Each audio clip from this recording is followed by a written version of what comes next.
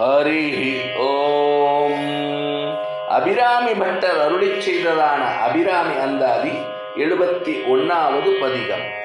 அழகுக்கு ஒருவரும் ஒவ்வாத வள்ளி, அருமறைகள் பழகி சிவந்த பாதாம்புயத்தால், பணிமாமதியின் குழவித் திருமுடி கோமளயாமளை, கொம்பிருக்க இளவுற்று நின்ற நெஞ்சே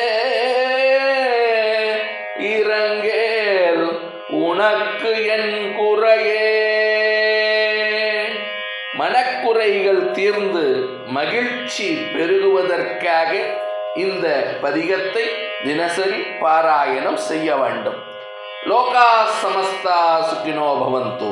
ஜெய் ஸ்ரீராம். ஜெய் ஹிந்த்.